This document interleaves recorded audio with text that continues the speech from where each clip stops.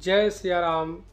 मेरे प्रिय बंधुओं, विशेषकर ज्योतिष प्रेमी बंधुओं को आज हम मूल गंडांत दोष जिसका परिहार उसी नक्षत्र पर किया जाता है जिस नक्षत्र पर जातक का जन्म होता है, बच्चे का जन्म होता है, उसी नक्षत्र पर पुनः 27वें दिन सत्ताईसा के नाम से भी कहीं कहीं पर ये जाना जाता है इसका, लेकिन नाम जो ज्योतिष की भाषा में है वो मूल गंडांत दोष के नाम से जाता है। तो पहला है आश्विनी मास।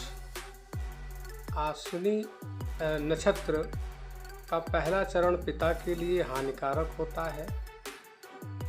दूसरा चरण परिवार में सुख शांति के लिए हानिकारक होता है। तीसरा सरकार से लाभ, सरकारी नौकरी इत्यादि या उस सरकार के द्वारा लाभ में जो है ये कष्टकारी होता है। चौथा लाभ सम्मान तथा ख्याति दिलाता है। ऐसा जातक अगर चतुर्थ चरण में अश्विनी के जन्म लेता है तो उसे सम्मान और ख्याति दोनों ही प्राप्त होती है। उसी प्रकार से क्रम में आगे अश्लेषा नक्षत्र जो बताया गया है, तो पहला चरण शांति और सुख देने वाला, दूसरा आर्थिक हानि, बहन भाइयों को कष्ट देने वाला, और तीसरा कष्ट माता को कष्ट देने वाला तीसरा चरण होगा, और चौथा चरण पिता को घनघोर कष्ट देने वाला हो। उसी क्रम में आगे मघा नक्षत्र आता है जो मूल गंडांत दोष कहलाता है। माता को कष्ट देता है पहला चरण, दूसरा चरण पिता को कष्ट देता है, और तीसरा चरण स्वयं के सुखी जीवन के लिए जो है ये अत्यधिक महत्वपूर्ण बन जाता है।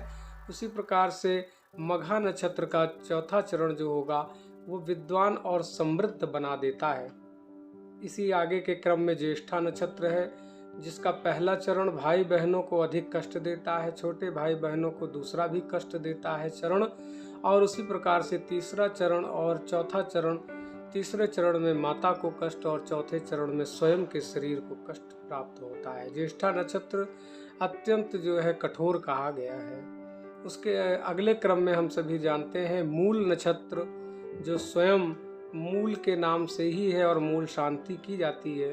तो पहला चरण इसका जो होता है मूल का वो पिता को कष्ट देता है, दूसरा चरण माता को कष्ट देता है, तीसरा चरण में आर्थिक हानि होती है, और चौथे चरण में जो जातक जन्म लेता है वह सुखी और समृद्ध जीवन यापन करता है। उसी क्रम में जो छठा नक्षत्र मूल गंडांत दोष में रखा गया है उसे हम रेवती नक्षत्र के नाम से जानते हैं। रेवती नक्षत्र का जो प्रथम चरण होता है उसमें जातक सुखी तथा समृद्ध पाया जाता है।